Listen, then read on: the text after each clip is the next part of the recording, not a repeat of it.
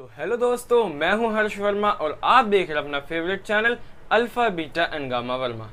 आज मैं आप लोगों के लिए एक ऐसी स्पेशल वीडियो लेके आया हूं जिसमें मैं आपको वो टिप्स बताने वाला हूं कि आप किसी भी इंटरव्यू में इंटरव्यू को क्रैक कर सकते हैं और इजीली उसको इंटरव्यू को फेस कर सकते हैं। बट मैं आपको वो टिप्स बताने से पहले एक गुड न्यूज़ देना चाहता हूं कि जो अभी हमारी इंग्लिश की सीरीज चल रही थी, जिसमें मैंने आपको इंग्लिश की काफ़ी सारे टेंसेस सिखाए, काफ़ी इडियम्स एंड फ्रेजेस सिखाए, कुछ न्यू वर्ड्स सिखाए, उसमें सिर्फ उस 10 वीडियोस की सीरीज में हमें 450 प्लस व्यूज़ आए हैं। मतलब हमें 450 बच्चों ने देखा है और उन idioms and phrases, tenses, new words को सीखा है। सो मैं उम्मीद करूंगा कि ऐसे ही और भी बच्चे इन चीज़ों को सीखेंगे। सेकंड जो गुड न्यूज़ है वो है कि आपके favourite channel alpha beta and gamma Verma पर बहुत ही जल्दी 1500 प्लस व्यूज कंप्लीट होने वाले हैं। अभी 450 के अप्रोक्स हो चुके हैं। सो कल सुबह या परसों तक 1500 भी कंप्लीट हो जाएंगे। सो अब हम बात करते हैं हमारी टिप्स की कि इंटरव्यू को हम फेस कैसे। पहली टिप देने वाला है वो है अबाउट आपको सबसे पहले वेल प्रिपेयर्ड होना चाहिए।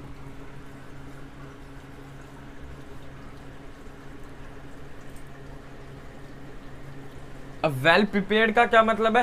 फिजिकली भी और मेंटली प्रिपेयर होना चाहिए। अब वो किस फॉर्मेट में वो मैं आपको अभी बताता हूं।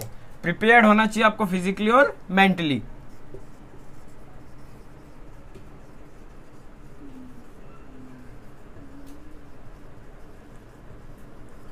फिजिकली मीन्स कि आप वेल प्रिपेयर्ड होने चाहिए, आप ड्रेसअप काफी अच्छा होना चाहिए, आप थोड़े कोम बाल होने चाहिए, अच्छे मतलब लगने अच्छे चाहिए। आप उस जॉब के लिए ऐसे लगने चाहिए कि आप ये जॉब डिजर्व करते हैं आपके क्लोथ से।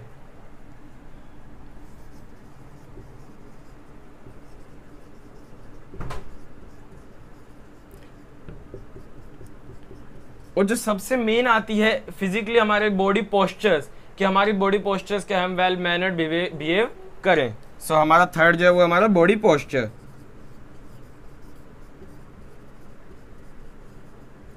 अब मेंटली क्या होता है? मेंटली प्रिपेयर्ड मतलब हमें जो हमारा इंटरव्यूअर है उसके माइंड के साथ खेलना है कि वो हमारी क्वालिफिकेशंस के अकॉर्डिंग हमसे क्या क्या क्वेश्चंस पूछ सकते हैं, वो हमें कैसे फंसा सकते हैं। हमें उनके दिमाग से सोचना है, अपने दिमाग से नहीं।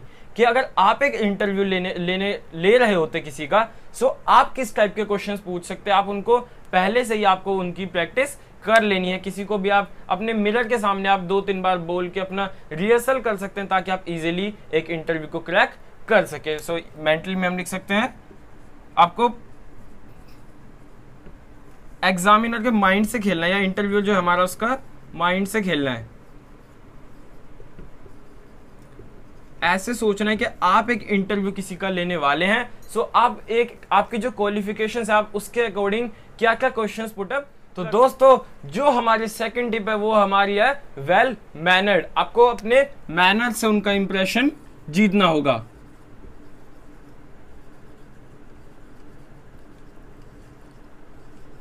अब well mannered in the sense कि आपको अगर एग्जामिनर ने आपको टर्न आ गई, आपको बुलाया है, सो आप पहले गेट पे खड़े होइए, उनसे आप पूछे कि मैं आए कम इन, या फिर प्लीज सर ग्रांट मी। ऐसे आप उनसे पूछे कि क्या मैं अंदर आ सकता हूं।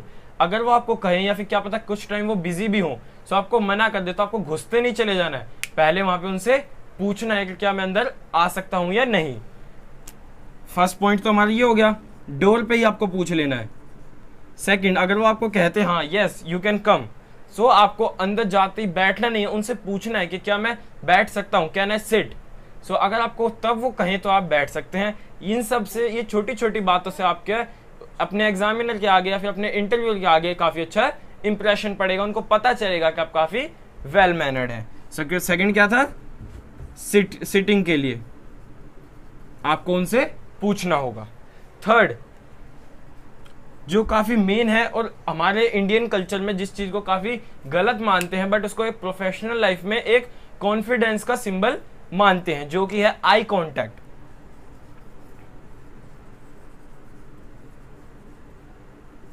ये काफी इंपॉर्टेंट भी है। हमारे इंडियन कल्चर में क्या माना जाता है, हम अपने किसी बड़े से आई कांटेक्ट करके बात नहीं करें तो हमारे को, अगर हम करते हैं आई कांटेक्ट करके बात, सो हमें इतना पढ़ा लिखा या फिर हमें अच्छा नहीं माना जाता है। बट अगर आप किसी इंटरव्यू के लिए जाते हैं तो आप अपना आई कांटेक्ट अपने जो भी इंटरव्यूअर्स हैं उनके साथ बना के ऐसे भी इंटरव्यूअर से आई कांटेक्ट रखेंगे, उनको ये लगेगा कि आप काफ़ी कॉन्फिडेंट और काफ़ी ज़्यादा वेल प्रिपेयर्ड है। अगर आप उनसे अपनी आंखें नहीं मिलाएंगे सो वो ये सोच सकते हैं कि आप काफ़ी ज़्यादा कॉन्फिडेंट नहीं हैं, आप में कुछ कमी है जो आप छुपाना चाह रहे हैं। जो फोर्थ है हमारा वो है, आपके सामने यूँ तो नहीं होगा ना कि सिर्फ एक ही इंटरव्यूअर होगा, 2 हो सकते हैं, 3 हो सकते हैं, 4 हो सकते हैं। सो आप उन सब से एक एक करके बात कीजिए। सपोज ये 4 इंटरव्यूअर बैठे थे, 1 2 3 एंड 4, आप यहाँ बैठे थे। सपोज पहले फोर्थ वाले ने आपसे, फोर्थ जो हमारा पर्सन था उनसे आपसे कुछ क्वेश्चन पूछा, उसी बीच आपसे फर्स्ट वाले ने भी पूछ लिया। सो आप पहले किसका आंसर देंगे? पहले जिससे आपने पूछा है, आपसे जिसने क्वेश्चन पूछा है, पहले उसका रिप्लाई कीजिए, उसके बाद आप सेकंड पे जा सकते हैं। उसके बाद आप सबसे ऐसे कंटिन्यू कन्वर्सेशन जो है आपकी वो कंटिन्यू रहनी चाहिए, बीच में रुकना नहीं चाहिए। आप अपने बारे में बताते रहिए, आपने क्या क्या अचीवमेंट्स, आपकी क्या क्या स्पेशलिटी है, आप कैसे उनके बेनिफिट को बढ़ा सकते हैं, आप उनका फायदा कैसे करवा सकते हैं, बिकॉज वो यही चाहेंगे कि जिसको भी वो अपॉइंट करे वो उनका फायदा करवा सके। सो ये बताइए कि आप उनका फायदा किन किन फैक्टर से। हमारी थर्ड टिप है वो है अबाउट, अगर आपने इंटरव्यू क्रैक कर लिया है तो क्या होगा, और अगर आपने इंटरव्यू क्रैक नहीं किया है तो आपको क्या करना है। फर्स्ट ऑफ ऑल हम लेते हैं कि आपने इंटरव्यू क्रैक कर लिया है।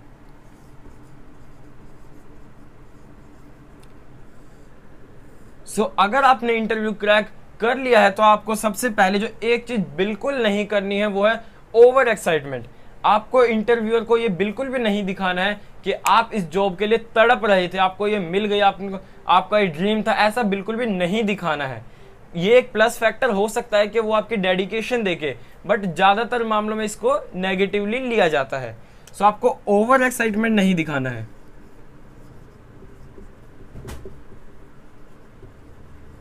ओवर एक्साइटमेंट नहीं दिखाना है कि आप वहीं पे अपने घर वालों को फोन कॉल्स कर रहे हैं कि मुझे जॉब मिल गई, ये वो, आप रूम से बाहर भी नहीं आए और आप वहीं पे उछल रहे हैं, ऐसा बिल्कुल भी नहीं करना है। आप एक्साइटेड होइए, खुश होइए, बट उसको ज्यादा एक्सप्रेस मत कीजिए।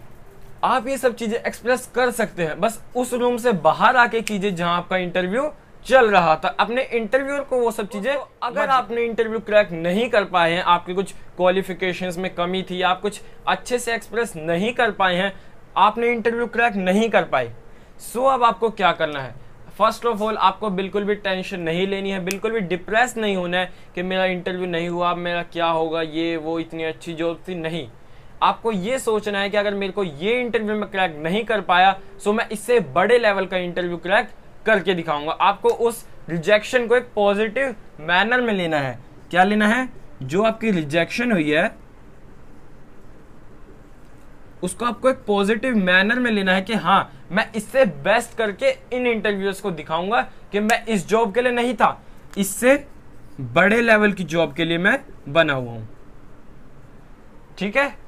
आपको अगर ये जॉब नहीं मिली तो बिल्कुल भी गम ना करें कि मेरे को ये जॉब नहीं मिली, डिप्रेस्ड हो जाए, अपनी पढ़ाई छोड़ दे, क्वालिफिकेशंस को आगे ना बढ़ाए। नहीं, आपको उस रिजेक्शन को एक पॉजिटिव मैनर में लेना है। तो दोस्तों, मैं ये उम्मीद करूंगा कि आपको जो तीनों टिप्स है काफी इंटरेस्टिंग और काफी आपके लिए हेल्पफुल रहेंगी। वीडियो अच्छी लगी हो तो वीडियो को लाइक कीजिए और ऐसे ही नई नई इंफॉर्मेटिव, इंटरेस्टिंग और क्लास 10th की हर चैप्टर की एक्सप्लेनेशन के लिए हमारे चैनल को सब्सक्राइब कर लीजिए, ताकि आपको सारी आने वाली वीडियोस की नोटिफिकेशन मिल सके सबसे पहले।